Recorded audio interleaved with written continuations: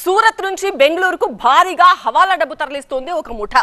అయితే ఆ బ్యాచ్ ను చేస్ చేసి వారి నుంచి ఆ సొమ్ము కొట్టేసింది మరొక బ్యాచ్.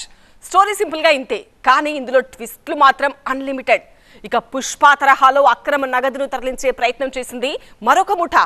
అయితే ఈ ఎపిసోడ్ లో మొదటి కథను మించిన ట్విస్ట్లున్నాయి.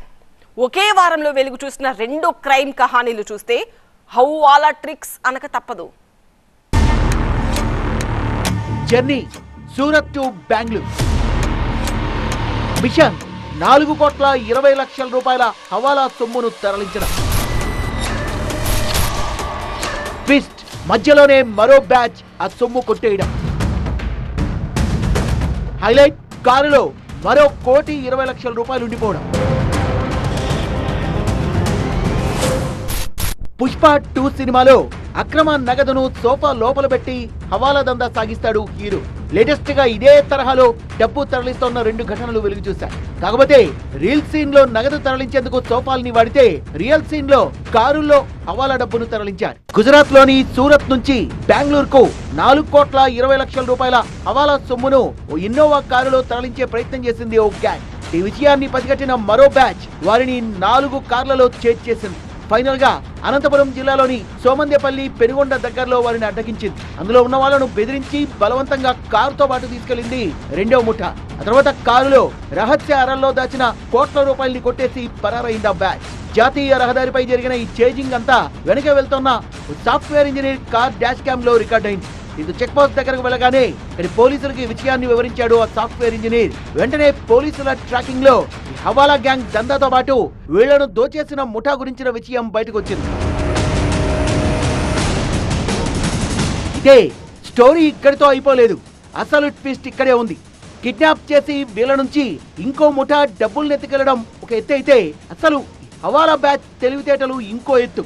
వీళ్ళ తెలివితేటల్ని చూసి పోలీసులే షాక్ అయిపోయారు. వీళ్ళు ఇన్నోవా లోపలి భాగాల్లో డబ్బుల్ని పెట్టేందుకు ప్రత్యేకంగా అరల్ని ఏర్పాటు చేశారు. డిక్కీలో సీట్ల కింద ప్రత్యేక అరల్ని చేయించారు. వాటికి తాళాలు ఉన్నాయి.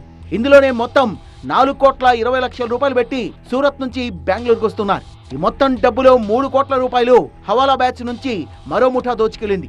కారు సీటు కింద ప్రత్యేక అరల్లో ఉన్న 1,20,00,000 రూపాయలని తీసుకెళ్లడం కుదరక అక్కడే వదిలేసి వెళ్లిపోయారు. ఫిర్యాదు వచ్చాక కారును ట్రాక్ చేసి అందులో ఉన్న ఇద్దరిని అదుపులోకి తీసుకున్నారు పోలీసులు. 3 కోట్ల రూపాయలతో 4 కార్లలో పరారైన దుండగుల కోసం ప్రస్తుతం గాలింపు కొనసాగుతోంది. లేటెస్ట్ గా హైదరాబాద్ లో కూడా భారీ హవాలా రాకెట్ ను ఛేదించారు పోలీసులు. కారు డిక్కీ, టైర్లు, బానెట్, సీట్లలో కనిపించకుండా డబ్బు కట్టల్ని దాచి తరలించే ప్రయత్నం చేశారు కొంతమంది కేటుగాళ్లు. పోలీసులకు అనుమానం వచ్చి కారును ఆపే ప్రయత్నం చేస్తే ఆపకుండా పారిపోయారు.